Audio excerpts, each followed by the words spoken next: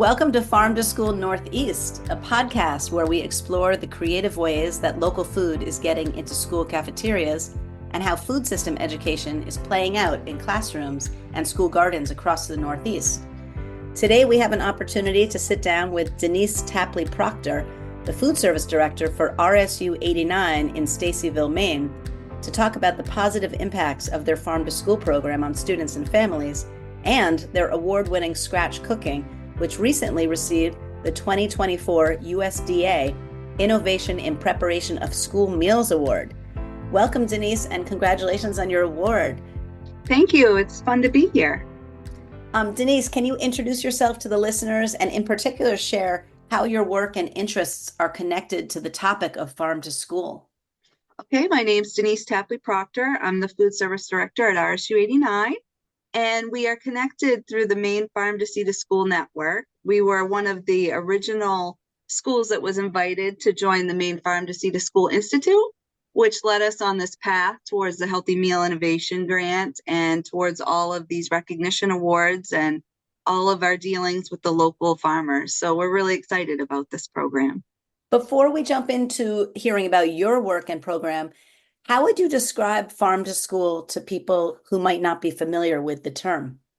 Well, we're taking local farmer food and we are incorporating it in our school programs and advertising it to our community. So I feel like it helps out our local farmers and the revenue in the local area. Plus, it also helps make our food more nutritious and healthy for our students. And it forms community bonds, which is very important when you're dealing with local schools and the community itself. And why do you think Farm to School is so important? I believe it's very important because local farming is our future. And if we don't support all of their products and the infrastructure, then we might actually lose our farmers. So it's important to our students as well to show them what Maine farming is all about.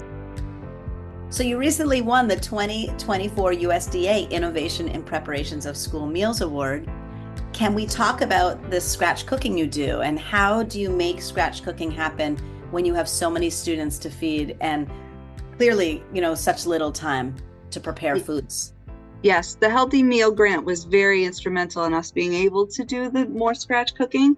Part of the grant from the USDA was that we would be able to support a 5-hour position a day. So that helps us with doing the produce and actually doing more scratch cooking because we now have that extra individual that the school wouldn't have been able to provide us with.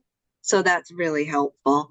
And we really, really enjoy making all these new recipes for the kids. So it's super fun. We do local Maine mashed potatoes, homemade gravies, homemade spaghetti sauce with local meat. Now we're doing our homemade French fries with the local potatoes as well.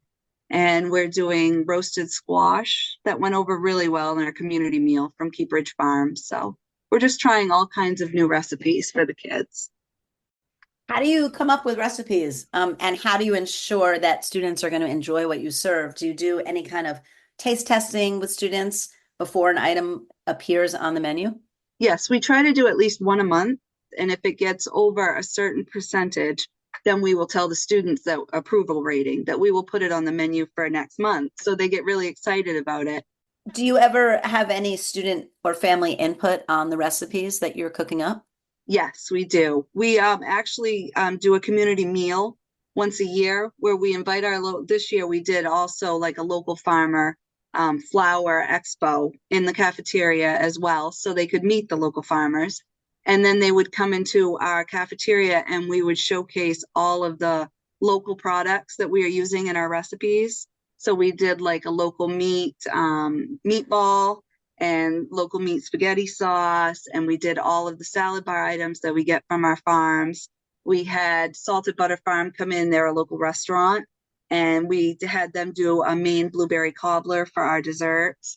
So the adults all got to try it. And then we also do our annual Thanksgiving meal where we have the parents come in and sit with their students and tell it when we show them what our Thanksgiving meal is. And they seem to really enjoy it. And they give us feedback. Can you paint a picture of your community? How big is your district? What is the community like? How many students do you have? Okay, so we typically have about 300 total, give or take a bit, on all from pre-K right through to 12. So on each side, there's about 150 students on each building. And the students are very, very enthusiastic. The parents do like to have a hand in everything. So it's nice. We have the community food pantry here as well. So they get to come over and do the food pantry with us. We're very rural. So there's a lot of local towns that are involved in our school district. We have, I would say, a total of probably 6 to 8 different towns that come here. We are literally outside of the Mount Katahdin region, so we are really close to Baxter State Park. We are closest to the northernmost entrance for Baxter State Park. So, and about 45 minutes away from the Canadian border. And do you procure a lot of the food from local farms? And do you have a lot of farms around you? It was a little struggle to try to find the ones that were willing to help us with the procurement, because a lot of them are on a smaller scale, but we've been really lucky. Part of working with the Maine Farm to Sea to School Institute, we were allotted a coach, and it just happened one of the things that we wanted to do was to bring senior farm share back into our community, because a lot of the seniors really like the local food and the fresh produce, but they couldn't afford to travel 45 minutes to a local farm. So in part of that, G was our coach, and they hooked us up with the local farmers in the area. And that was also through our food corps partner. So it was a really like a community effort, but we ended up hooking up with Keepridge Farm, who is in Benedicta. So Liz, I'll email her.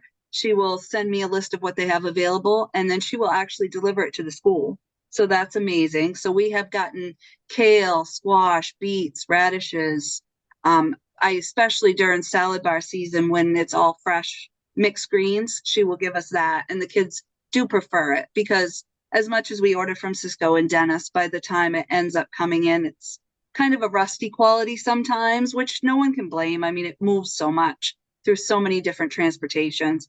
But it's so nice that Liz, will pick them fresh herself, wash them off in her kitchen, and bring them over to me, and then we serve it on the line. And then we work with Chiron Farms, who does the farm share for the seniors, and they're out of Chester, Maine. And we've tried lots of products from them, from their fresh maple sausages to their hams.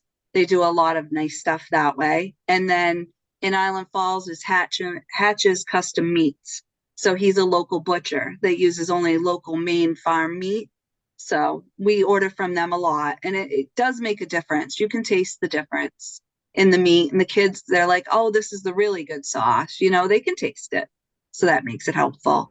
But without the Farm to Sea to School network, I really don't believe we would have made the connections we did, which then led us to the Healthy Meal Grant, which led us to more funding, which led us to the recognition awards. And then we also did local training. It's called Let's Go Culinary Training by Maine Health. And they helped us with a lot of the recipes, the healthyschoolmealrecipes.com. And now with the Healthy Meal Grant, there's the Chef Ann Foundation, the Lunchbox. So we get all these nice recipes that we can try with our scratch cooking. Scratch cooking for hundreds of students must take a lot of time and energy. How do you plan for this? How do you keep everyone excited and morale going to put in this extra effort? It is a lot of effort, but what we usually do is I'm also the one that plans the menus. So a lot of times what we do is it's just a process of planning our week out. So, and I will jump in a lot of the times in the kitchen 3 days a week, trying to help prepare and help with the produce. But if we can say we're planning a big meal on a Thursday, then we know the homemade rolls we could actually do the day before if it's a pizza and salad bar day. The potatoes we can peel and have them ready to go in the steam oven. There's lots of things we can do to prep ahead. So that's usually what we do, or make the dessert the day before. But as long as we plan, that's the key to everything, I would say, is plan. And if you're going to plan on a big day or 2 big days, then make it every other day is like a lighter day for them, so they don't feel so pressured, because it is a lot. If you're peeling 150 pounds of potatoes, that in itself takes a while. So in addition to planning and having some vision forward, do you have any other advice for food service staff and educators in other schools or districts who might be interested in starting more scratch cooking? Yeah, I would reach out to all of the great resources that are out there. The Institute of Child Nutrition is a great one, and they could show you different programs. Your farm to school networks are awesome. Food Corps is awesome as well. And Food Corps has that awesome program, which also helped us. They had let us use the Food Corps lady that we had for 3 years, but then they helped us implement a position, which we have in the school now that's called the All About Food position. We're currently looking for someone. But the lady that we had in here was amazing, and she was originally from Food Corps, Miss Gabrielle, and she would plan lessons around what we were cooking in the kitchen.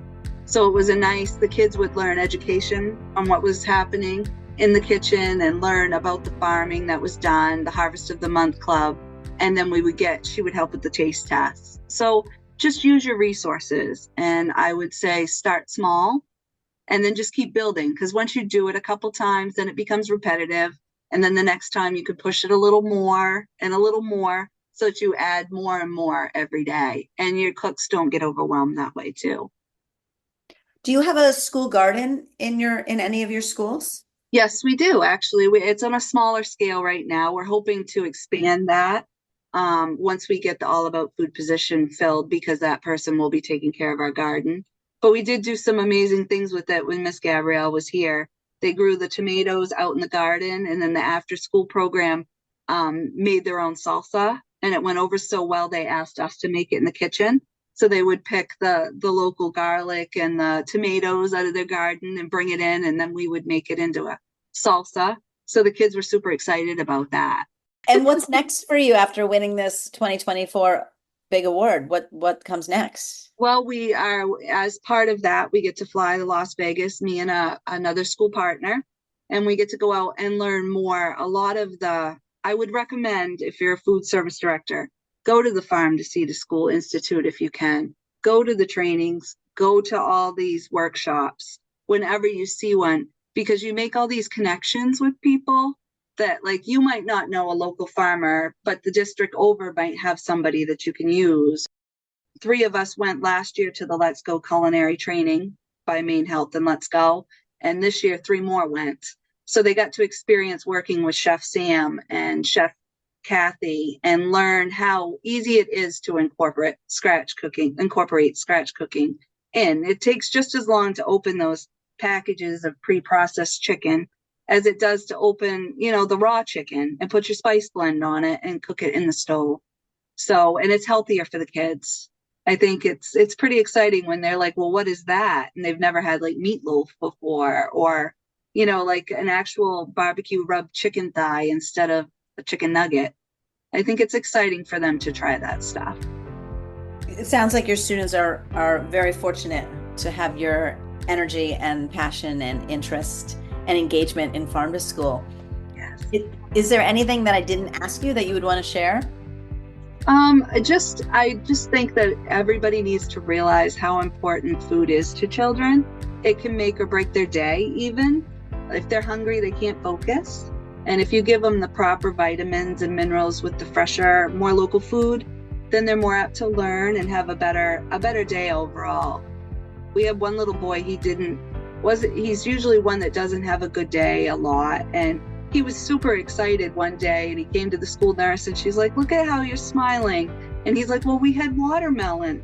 Watermelon makes me think of summer and my family, so it makes me happy. Or, if you know of local students that aren't getting food at home, when you give them the more local and fresh produce and products, that they're getting the minerals they need even at school, even if they can't get it at home. So, and they get excited. I just love when they come through and they're like, this was the best lunch. Can you send my mom the recipe? That makes us feel good, like we're doing something right. You absolutely are doing everything right. Thanks. I know that your time is busy. Thanks so much for coming and sharing and doing the work that you're doing. Anytime. This podcast is a production of the Northeast Farm to School Collaborative.